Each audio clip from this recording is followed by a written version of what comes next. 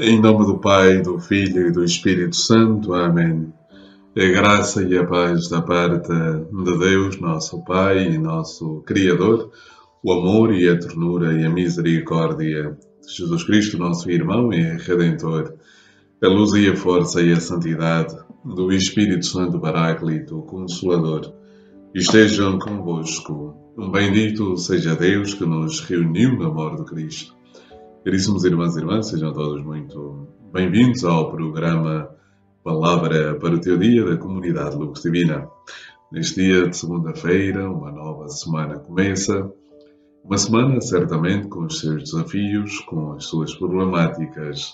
E Deus vem caminhar connosco na nossa história concreta, fazendo com que a nossa vida ganhe sentido. Então aí onde você está, na circunstância concreta do seu dia, na realidade concreta da sua vida, ore comigo, ore com a Igreja, ore connosco ao Deus da vida, ao Senhor que dá sentido à minha e à sua existência. Oremos. Acolhei benignamente, Senhor, a nossa oração e suscitai nos vossos servos o desejo sincero de chegar de coração purificado ao grande mistério da encarnação do vosso Filho unigênito. Ele, que é Deus e convosco, vive e reina na unidade do Espírito Santo, por todos os séculos dos séculos. Amém. Caríssimos irmãos e irmãs, o Evangelho deste dia é extraído de São Lucas, capítulo 5, versículos de 17 a 26. Certo dia, enquanto Jesus ensinava, estavam entre a assistência fariseus e doutores da lei, que tinham vindo de todas as povoações da Galileia, da Judeia, de Jerusalém, e ele tinha o poder do Senhor para operar curas. Apareceram então uns homens trazendo num catre um paralítico. Tentavam levá-lo para dentro e colocá-lo diante de Jesus.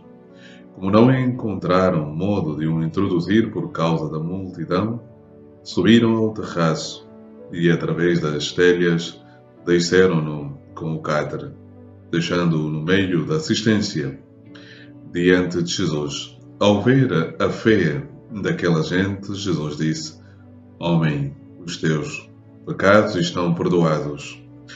Os escribas e os fariseus começaram a pensar: quem é este que profere blasfémias?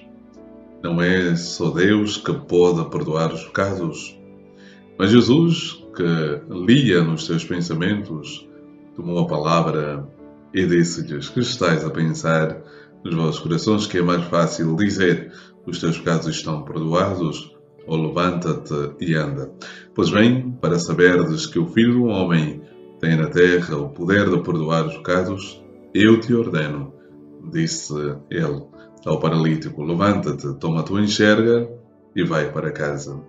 Logo ele se levantou à vista de todos, tomou a enxerga em que estivera deitado e foi para casa, dando glória a Deus. Ficaram todos muito admirados e davam glória a Deus e, cheios de temor, diziam: hoje vimos maravilhas. Palavra da salvação. Glória a vós, Senhor, por este santo Evangelho. Perdoai-nos, Senhor. A alegria do Senhor é a nossa força. O relato, caríssimos irmãos e irmãs, que acabamos de ouvir é, sem dúvida, um relato de fé, de milagre, um relato em que o poder de Jesus manifesta-se na vida de uma pessoa concreta. E se olharmos o texto, há questões aqui que tocam muito de perto o protestantismo, a corrente dos evangélicos, os cristãos que, de certa forma, não vivem a comunhão com a Igreja Católica. E nós olharmos esse texto, é a história de cada um de nós. É uma história de fé, uma história de superação. É uma história de resiliência no sentido da palavra a partir da nossa fé. Então, olhemos com atenção. Jesus estava a ensinar no dia. Esta é a primeira missão de Jesus. A primeira missão de Jesus não é fazer milagres, não é curar. A primeira missão de Jesus é ensinar. Ensinar o caminho que conduz a Deus, o caminho que conduz ao Pai. Minha irmã, hoje muitas vezes os papéis estão invertidos, ou seja, está invertida a maneira como se vive a fé. Começa-se por algo espalhafatoso e termina-se também nisso, ou seja, e aqui como não recordar as palavras de Dostoiévski, quando diz que o homem não procura tanto a Deus como procura os milagres, ou seja, parafraseando, podemos dizer que o homem procura mais a Deus porque tem consciência que precisa de Deus no sentido utilitarista da palavra, ou seja, passo a explicar. Uma relação verdadeira de amor não consiste naquilo que o outro pode fazer por mim. Porque imaginemos, e conheço a história de uma rapariga de Lisboa que apaixonou-se por um rapaz numa condição de fragilidade do ponto de vista físico, ou seja, esse rapaz com uma doença que todos nós conhecemos, que é a esclerose múltipla. Este rapaz, condenado a estar numa cama mais cedo, mais tarde, e no entanto esta rapariga apaixonou-se por ele.